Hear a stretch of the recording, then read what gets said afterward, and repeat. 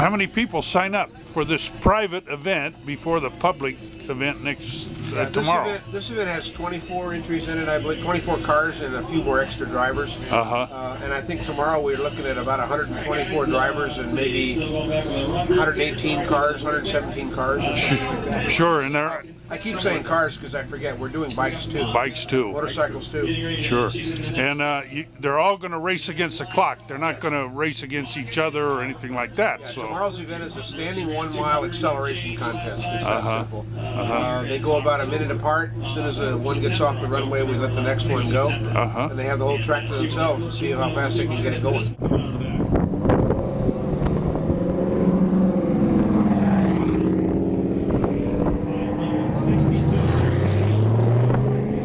This car just pulling in here just turned in a time of 232-point-something miles per hour, and is the leader today in this GT event. You're a hobbyist racer here in the hotel business, but burning rubber today out here at Mojave Space Port. Burning some rubber and burning some C-16 fuel. How fast have you ever gone in this car? This is the fastest I've gone so far. In Texas, in October, I went a little over 220. But that was in a standing mile. We're doing a rolling 1.3 miles. Definitely faster. Mr. Webb, the Foundation Gala for this year, how's that coming? It's coming along very well. Brian Glenn is the chairperson of it, and we have had meetings with it, and it's looking pretty good for us. What's the date? October 22nd. That's a Saturday of this year, 2011. And the guest speaker is the guest somebody speaker, in mind? Yeah, we're looking very strongly at our Congressman McCarthy, and if the calendars match up, he's said he's looking at it, and he's going to try to make it. The board granted the superintendent's request for paid leave from April 15th through June 30th, 2011. The board will be seeking the services of an acting superintendent through KCSOS, which will be furnished at no cost to the district. We need to direct the superintendent to proceed with the filling of the board position. Southern Carolina Unified School District is filling one vacant position on the Board of Trustees. The position will be by appointment and run through November 2012. Applications will be available April 14th, 2011, and will close in 2 weeks as listed on the application. Interested residents may secure an application at the district office, 3082 Glendower Street, Rosamond, or at the SKUSD website.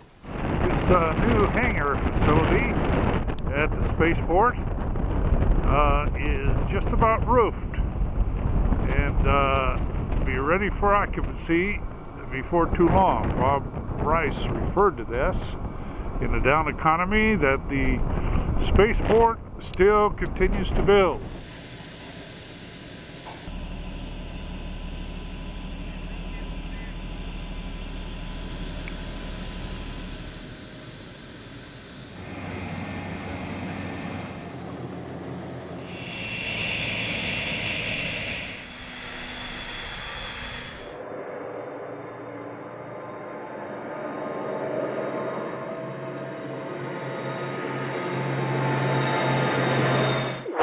Release, release, release.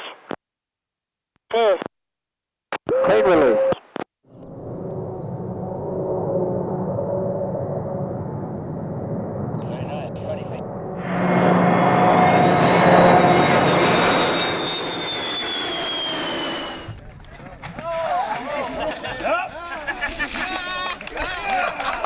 You know, Pete was able to just kiss the ground, and when you do that, you've got and you've never flown the airplane before, you've never landed it. What that tells you is you've got a phenomenally nice flying machine. The spaceship flew like a bird, and the crew got out with big smiles on their face, so absolutely delighted. Thank you. To have that disagreement. But at the end of the day, they can't match the experience. Mr. Dunn put up the definition of safe yield from San Fernando. And there's really no, I don't think, any disagreement that this is the standard for the court in determining safe yield and then overdraft. In 1951, through 2008, I guess it was, and you take an average, and you assume that for the next 200 years, that average is going to be what happens every year, over that period of time, as an average. And then you look at pumping within the last 30 years.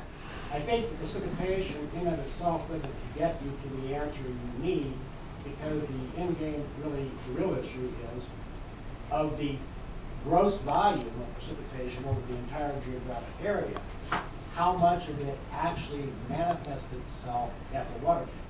Within that range is a management and a policy decision. And with a range, the ranges that have been presented here, it's for your honor to decide who is presented a more credible situation. Yes, sir. Your comments about proposed settlement agreement. The Los Angeles County Board of Supervisors, which is the governing body for Los Angeles County Waterworks District Number 40, yes, has approved the settlement with the wood class.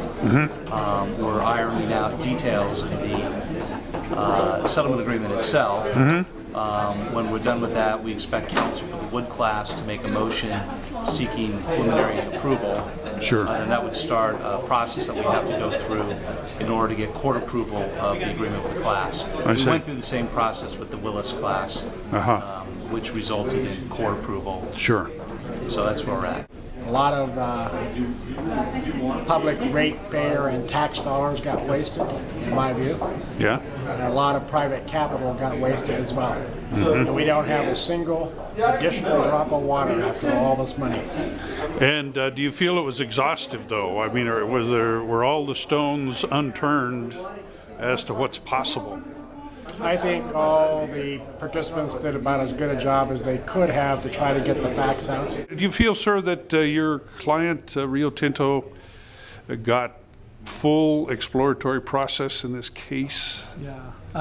Well, I'm not sure I totally understand what you mean by exploratory, but I think we did examine the issue given the data that existed, and there are obstacles to coming up with a final estimate, which is what the court's trying to do, given the existing data. Have you, during the course of your study about this case, done research in other adjudications?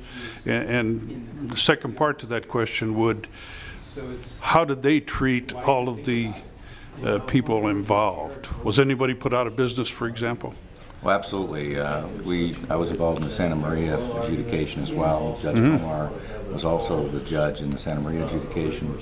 That basin currently is under monitoring and management, which I think is what this basin needs. This basin is not an overdraft now, but it certainly could benefit for everybody's concerned. Sure. Whether you're a landowner, whether you're a little small landowner, a bigger landowner, whether you're a public water purveyor, this basin can certainly benefit from watching and monitoring it.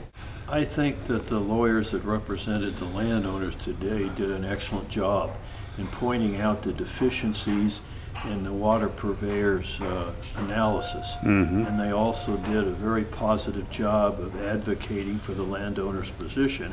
And of course, the landowner's position is in essence to save the community, save the community from the socioeconomic damages of what the purveyors want to impose on us. The purveyors want all of the landowners and some of themselves to have what's called transferable water rights, which means based on this process, we'll all give water rights that can be kept with our land or sold or leased to other parties. And the purveyors see this as a very economical way of getting water in the future. We see that as a good thing because we would rather sell our water rights on the open market like they do in the adjudication just east of us in Mojave, rather than have it be taken with no compensation at all.